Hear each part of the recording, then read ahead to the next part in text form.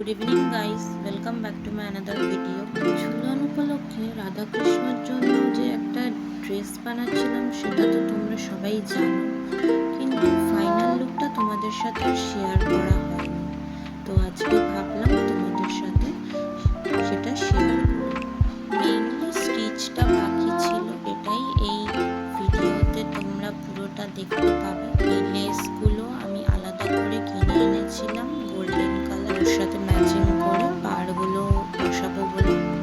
কিছু কারণবশত কাজটা আমার কমপ্লিট হয়নি, তাই আজকে ভাবলাম কাজটা ফেলে না রেখে কমপ্লিট করে নিই। নিচের দিকে লেসটা মোটামুটি লাগানো কমপ্লিট।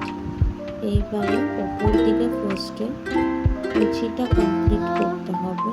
দেখো কুচিটা আমি কেমনভাবে দিয়েছি, সব এক মাপে। কুচিটা করতে বেশ খানিকটা আমার সময় লেগেছে, কারণ অনেকটা বড় তো কাপড়ের লেন্থটা, আর আস্তে আস্তে করতে হয়েছে।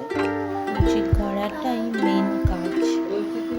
কুচিটা কমপ্লিট হলে তার ওপর দিয়ে লেসটা লাগাবো, আর লেসটা সাইডে একটু একটু করে রাখবো যাতে ওটা বাঁধা যায় পেছন দিকে। ভালো করে সুতো দিয়ে লেসটাকে সেলাই করে নিতে হবে।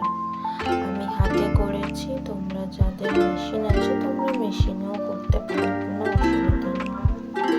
সাইডগুলো একবার দুবার করে বেশি করে গিঁট দেবে যাতে খুলে না যায় সেলাই। লেসটা লাগানোর পরে দেখো কমপ্লিট লুকটা কেমন লাগছে। এইটা কমপ্লিট হয়ে গেছে। দেখো এবার আমি ওড়নাটা করব, বাট ওড়না আমি আর ভিডিওতে দিলাম না, কারণ একই রকম প্রসেস। যদি তোমরা কেউ দেখতে চাও আমাকে কমেন্ট বক্সে জানিও, আমি ওটার আলাদা করে ভিডিও দিয়ে দেব। কমপ্লিট লুকটা দিলাম, দেখো কেমন হয়েছে। পুরোটাই ফেব্রিকের উপরে কাজ, আর সাইডে গোল্ডেন কালারের লেস লাগানো আছে। আমার কাজ কেমন হয়েছে অবশ্যই কিন্তু কমেন্ট করে জানিও।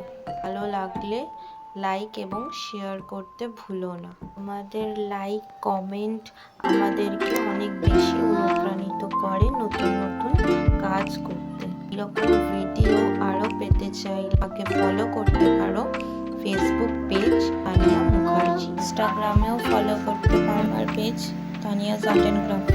Thank you for watching my video.